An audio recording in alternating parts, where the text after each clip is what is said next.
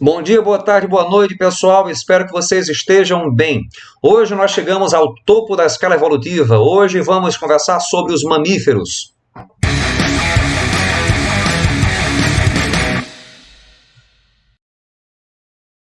Animais que, assim como as aves, evoluíram de um determinado grupo de répteis, de um grupo diferente de répteis em relação às aves, e que estão aqui na Terra há cerca de 70 milhões de anos. Pelo menos os fósseis mais antigos de mamíferos datam 70 milhões de anos atrás. Os mamíferos têm como principal característica a presença de glândulas mamárias. São glândulas que produzem o que a gente chama de leite, que é o alimento dos filhotes.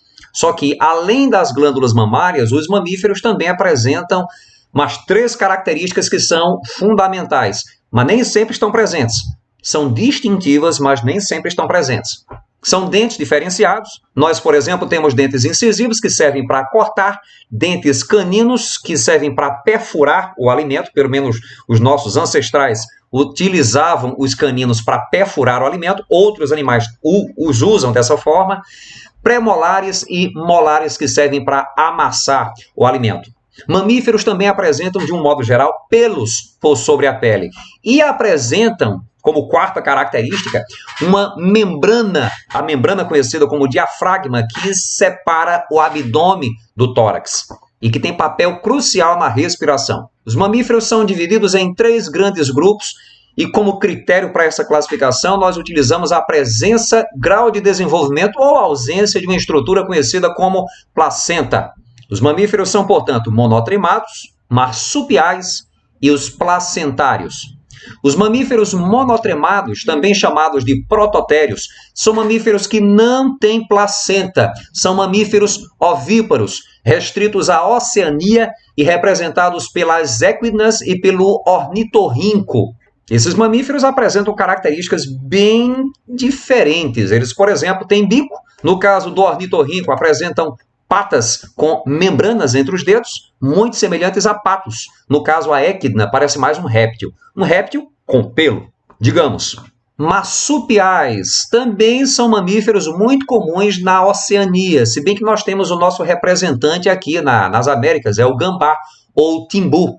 Na Oceania são comuns os cangurus, koalas, demônio da Tasmânia, dentre outros. São mamíferos que têm placenta, mas é uma placenta pouco desenvolvida. A fêmea, em geral, dá à luz a um filhote ainda incompletamente formado, que sobe pelo pelo da mãe, sendo atraído pelo cheiro de leite, entra numa bolsa que geralmente as fêmeas apresentam no ventre, uma bolsa conhecida como marsúpio.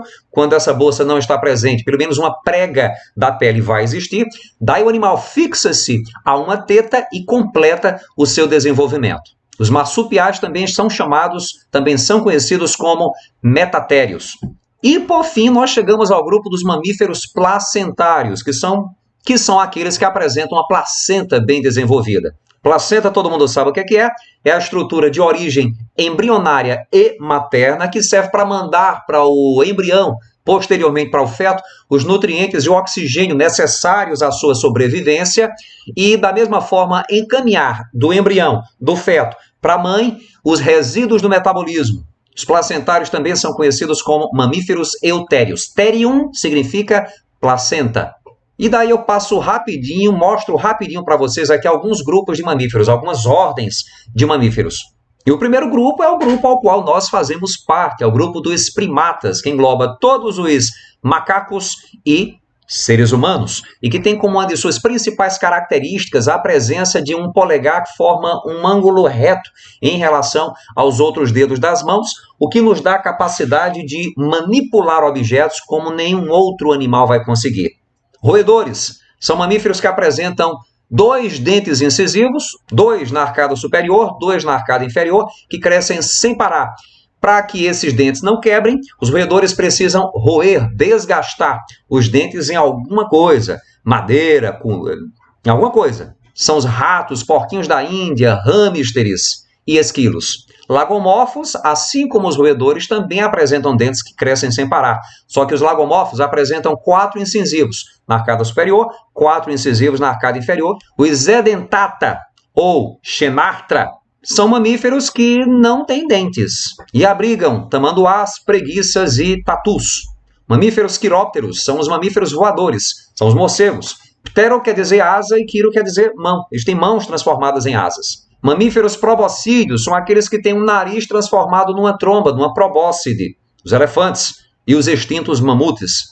Mamíferos carnívoros são aqueles que têm os caninos hiper, mega, super desenvolvidos e que se alimentam basicamente de outros animais. Só que existem carnívoros que são onívoros. É o caso dos ursos e de espécies domésticas como os cães. Os cetáceos são as baleias e botos, são mamíferos aquáticos que não apresentam membros posteriores e que têm uma narina no dorso.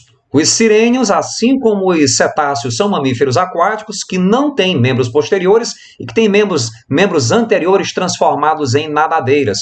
O focinho, no entanto, dos sirênios, sirênio quer dizer sereia, tá, gente? Sereias não são bonitas como são colocadas para a gente, não. O focinho dos sirênios, ele lembra muito o focinho de um boi. São os peixes boi. Perissodáctilos são mamíferos que têm unhas transformadas em casco. Os dedos desses animais são ímpares. Os artiodáctilos também são mamíferos que têm unhas transformadas em cascos, só que apresentam dedos pares. São os bois, bodes, girafas. A verdade que fere é pior do que a mentira que consola.